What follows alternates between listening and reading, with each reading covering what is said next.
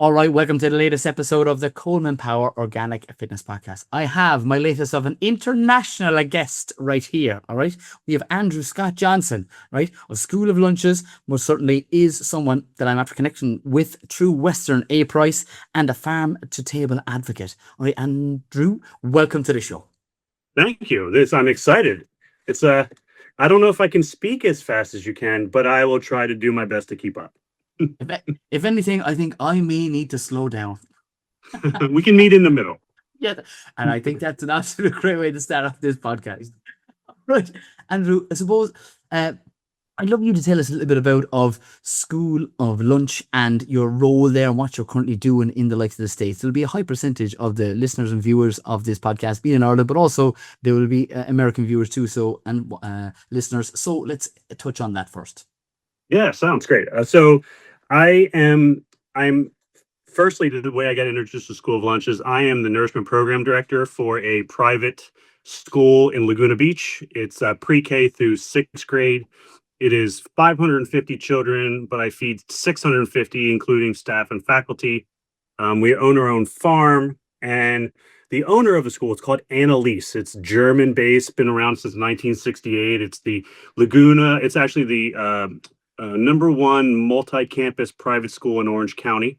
The nourishment program is one of the attracting features. We do all scratch-made food. The school owns our own farm. It's a fantastic environment. I basically cook scratch food and macro dense snacks, for the kids. And the way I got introduced to School of Lunch, the owner, Lisa, she went to School of Lunch about 4 years ago and was super inspired. So I fulfilled the role of Nourishment Program Director, and she sent me the next summer to School of Lunch. And Hillary and I are basically brother and sister now in the kitchen. And I went as an attendee. And I mean, before the week was out, I was putting my big face into the demonstrations too much. And our concentric circles are really overlapping. All the same things that we stand for, our mission, the way we handle food, and our philosophies are very similar. So basically, since the first time I went over 3 years ago, I've been working for them as a chef instructor. I've returned every year, and I teach with them in the kitchen, and that's been fantastic.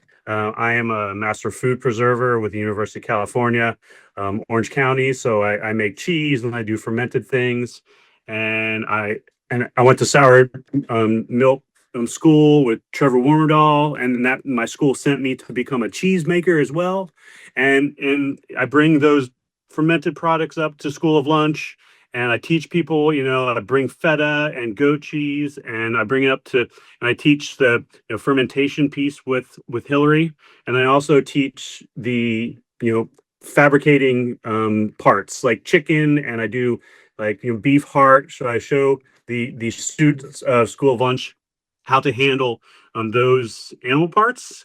Yeah, and it's been a fantastic relationship. Now I've applied all of what I can from School of Lunch at a larger scale, because Hillary's school is about 150 kids.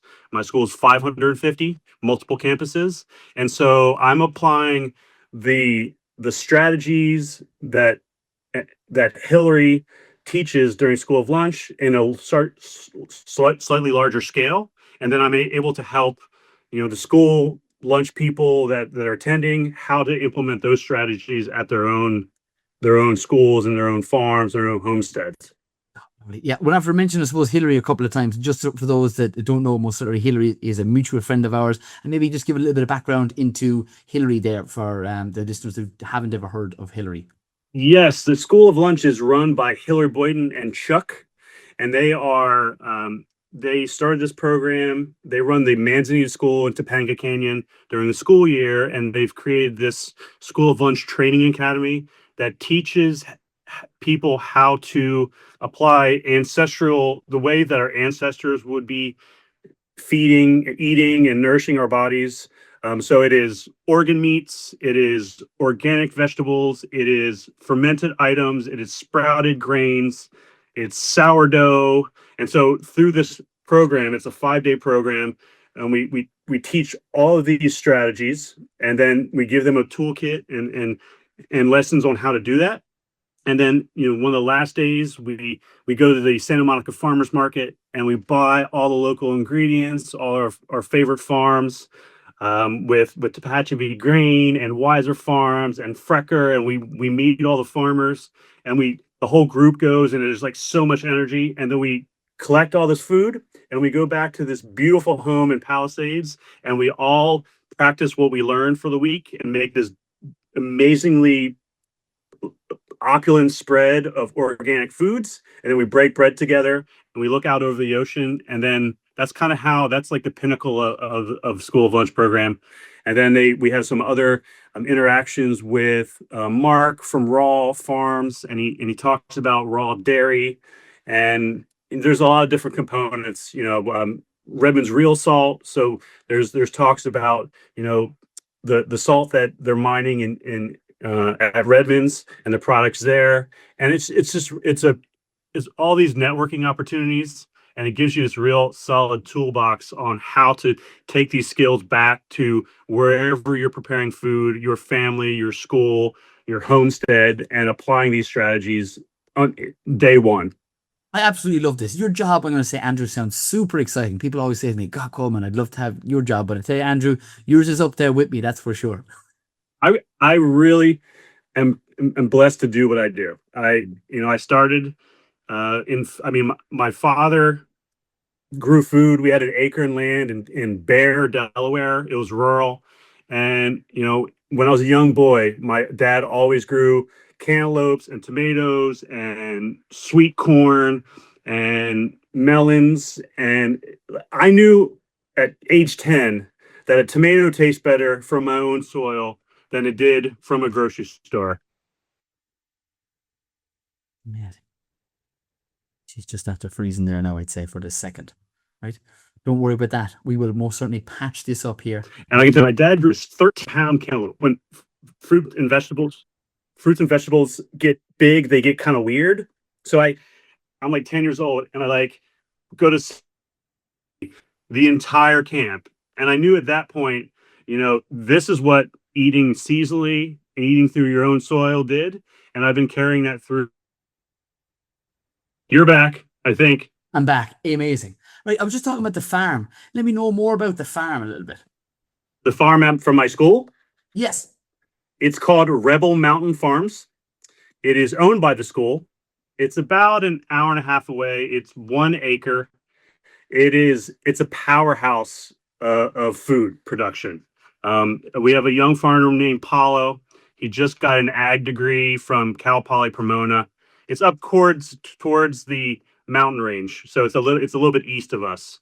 It used to be just this rough patch, and then between a gentleman Salvador and Paulo, they have turned the soil into being highly productive. For instance, and we grow all the food we grow on the farm. We utilize into our school program.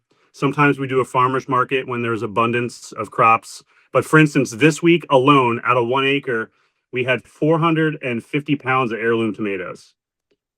So kids are eating pizza, and I'm making sauce and fresh tomatoes sliced, and we're preserving it and saving it for the rest of the school year. Same thing with basil. It's like 30 pounds of basil a week I'm getting.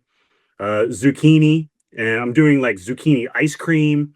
I'm just trying to utilize all these fruits and vegetables in any way possible that I can somehow get all the kids to appreciate. So tell me, and the listeners as well, how are you doing this? Is this going to be like, you going to make out the blueprint so not only this particular school or other schools can do it on yourself and myself, based on the likes of the West Coast now? Is that the goal? And also people for Ireland or Europe? Yeah, I mean, we're in talks about writing a cookbook for this school specifically. But I mean, also, between the way we're doing school lunches and School of Lunch, it's like multi-faceted, attempts at trying to go towards local farms and good agriculture. And I've been asked by one of the parents from our school to consult for the Irvine School District. So try to get the public schools, doing better things with food.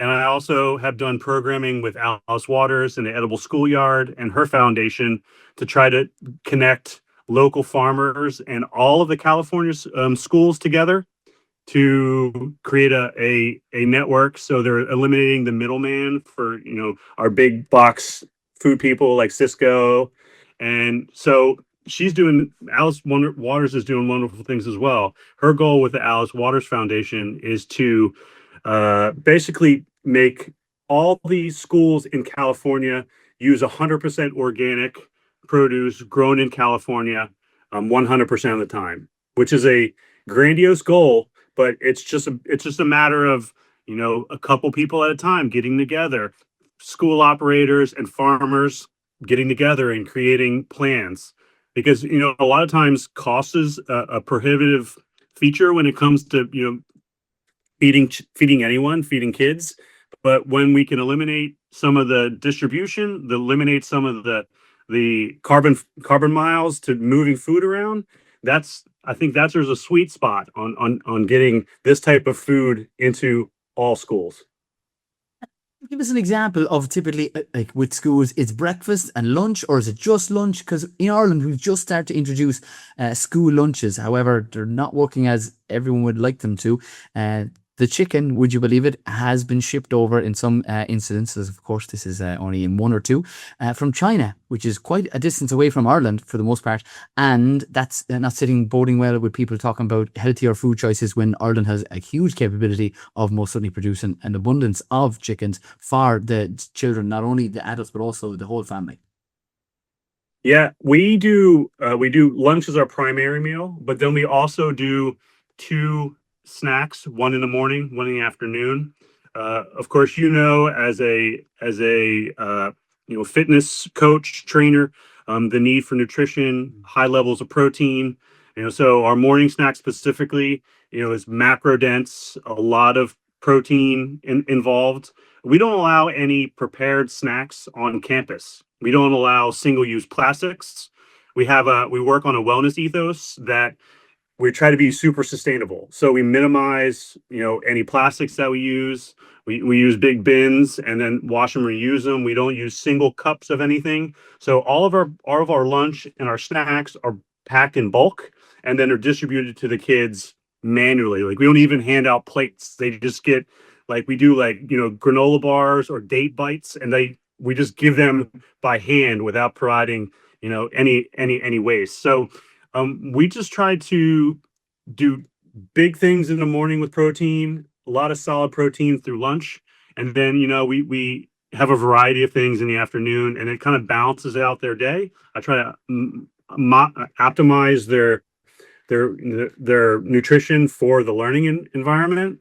And when I first started at the school, there was about 30% of the days that had animal protein, and I can successfully say that I've increased the animal proteins up to about 80% of the days that have a full meal with good chicken, wild caught salmon, things like that. We do big animal proteins as well. So we do whole chuck, like 25-pound chuck rolls overnight, 16 hours, 220 degrees.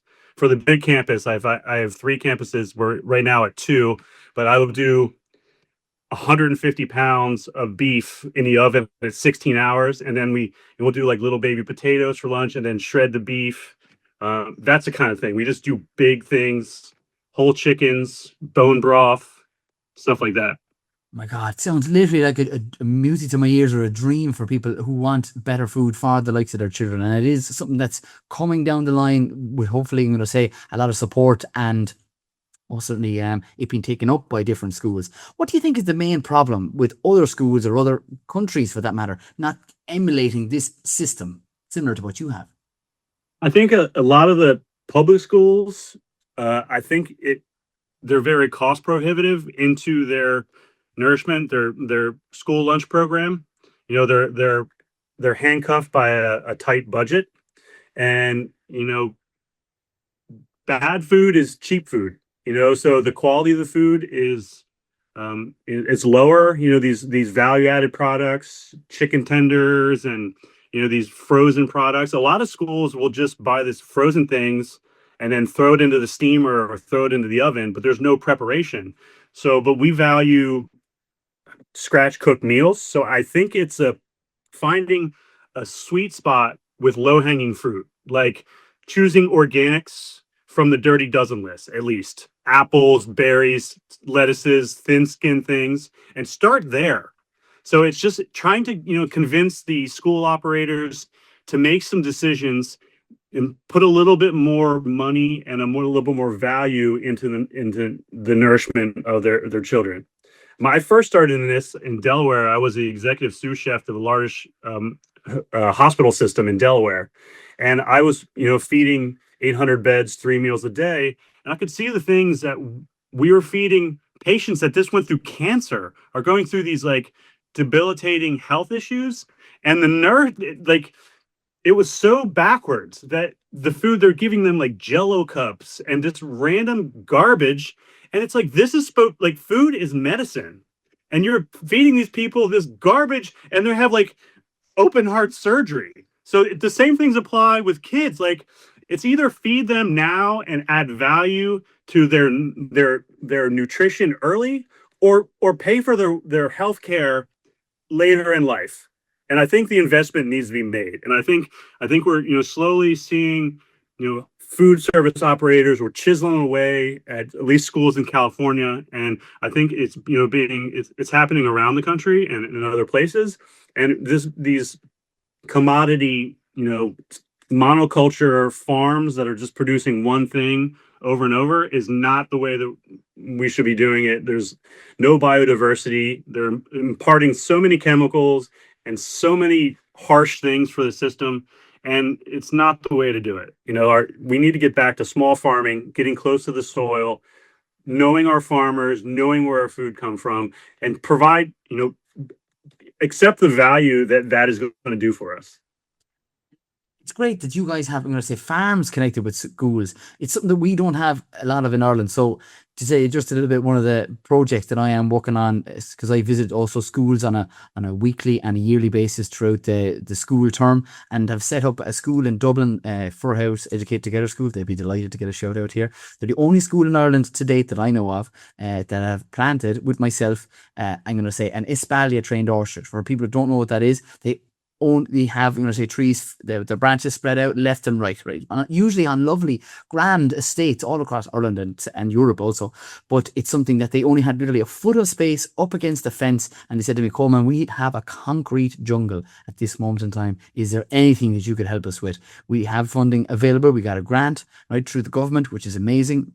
And from that, then I literally put my thinking cap on and said, you have an absolute stonewall perfect situation to literally put, there was a space for 26 trees, and now as a result of that was planted 3 years ago, and this year, coming September 2026, they will have their first decent harvest of apples, which is a no-brainer for any school. And that is an apple being listed on that dirty dozen. And for those people that don't know what that is, it's a heavily sprayed list of fruits and vegetables, and apples are typically up there. And for us people who don't know, apples are usually and can easily be sprayed up to 10 times in a growing season. That's not to scare you, that's just to inform you. And apples are really, really easy to grow all over the world.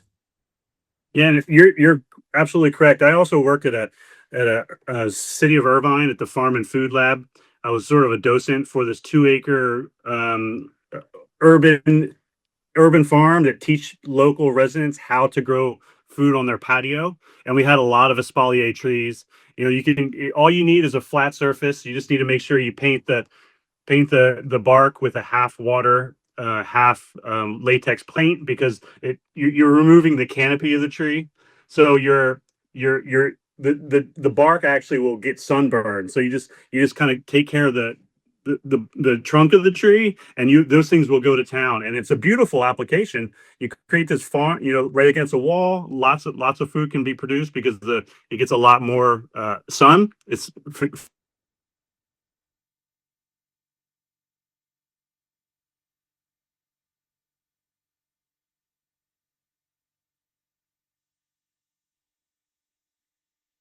And again, a slight pause, but we will most certainly edit that in the most certainly production of the podcast. All right. So, Andrew, are you back? Can you hear me again? Gonna hop and a skip and a jump. But the idea is, Andrew, such an interesting guest we have on here, right?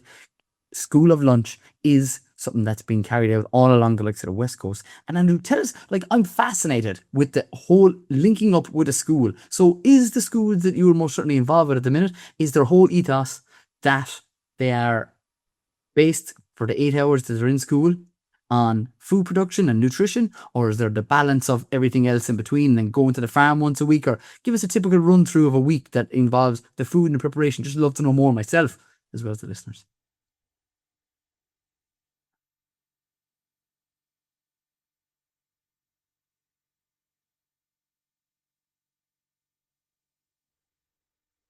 Hey there. I'm back.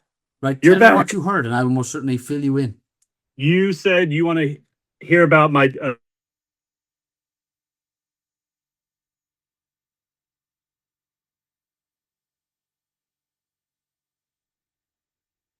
You gotta love Wi-Fi, don't you?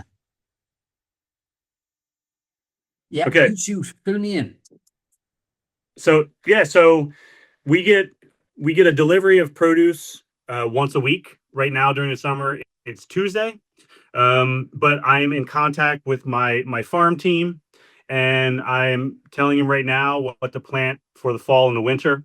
And I usually focus on vegetables and fruits that it's really vegetables. Kids love fruit. So it's just getting kids to eat vegetables. And so I'm telling them, with my farmer, what to plant.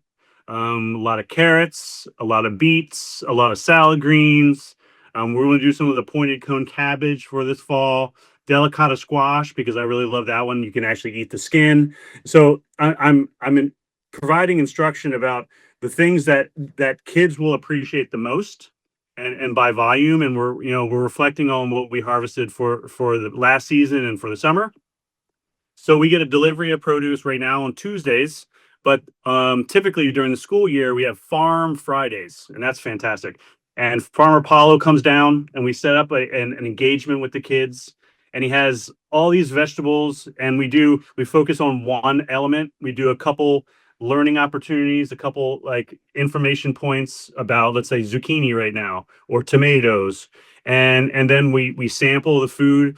And it's amazing because we serve salad with every lunch, but it's in this instant when some kids at lunch are like, "Oh, I don't want lettuce." They come over and they see Farmer Paulo, and they're like mowing down like heads of lettuce, and it's just like this engagement. So it's an opportunity for them to know what we're harvesting and what we're doing on the farm, and then they know that it's being incorporated into the lunches on a regular basis.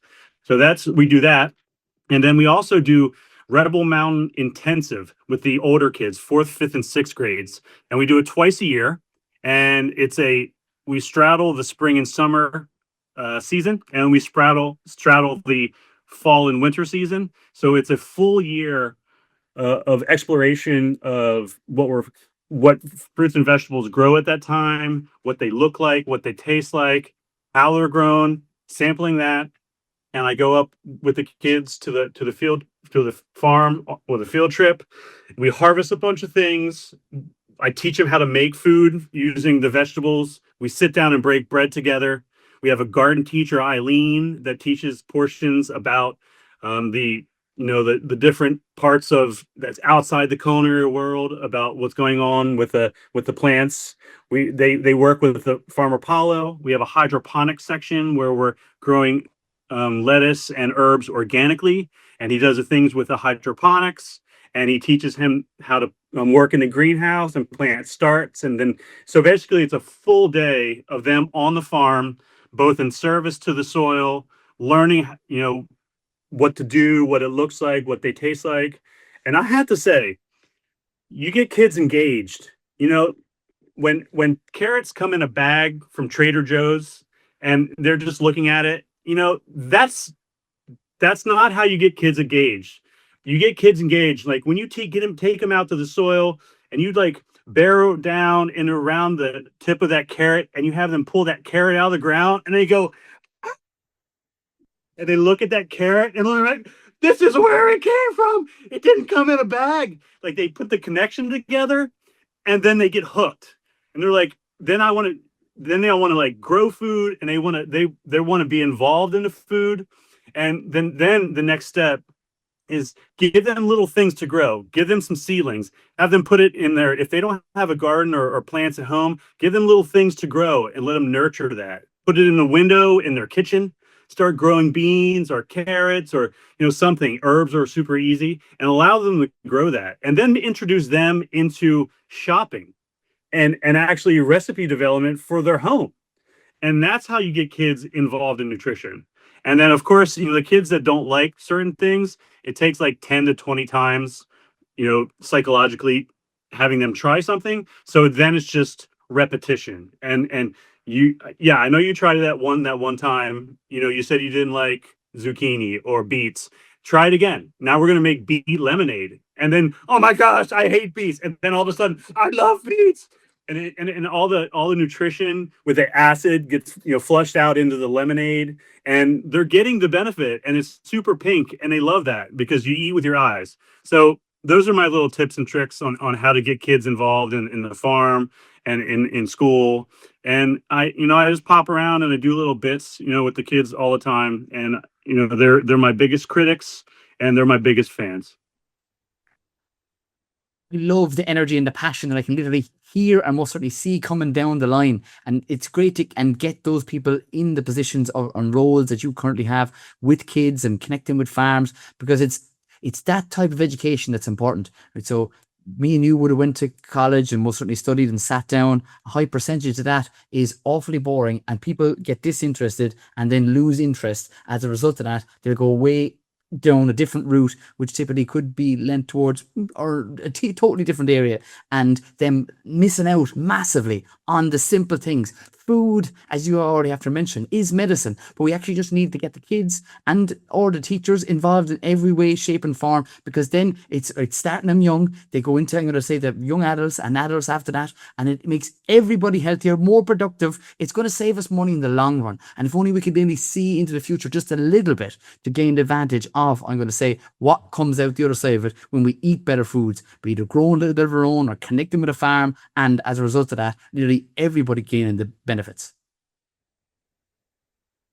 I absolutely believe all that. And what I try to do at Annalise is build little stewards for our environment and our planet. I want them to respect the food and where it comes from. And we have animals on campus as well. We have chickens and alpacas and goats and mini horses, and they learn about the animals, and and they learn about waste and about plastics and about chemicals. And we're trying to make these little people that are going to save our planet. We got to turn the tide and tip it over somehow. And I'm hoping I'm building these little stewards that are actually going to make a big dent in our environment. Andrew, you definitely are. My God. Like I'll ask the questions that the listeners or the viewers will ask as well. How do you manage all the animals and most certainly the maintenance of that throughout the Christmas period, throughout the bank holidays, throughout the summer months when there's no one in school? I hear them screaming down. Ask him that question. Ask him that. How do we do that? How would anyone do that? How do you do that? Well, it's not a lot of animals, but it's enough to Yes. learn about them. And we have a small but mighty team of animal care specialists as well. And then kids work with them.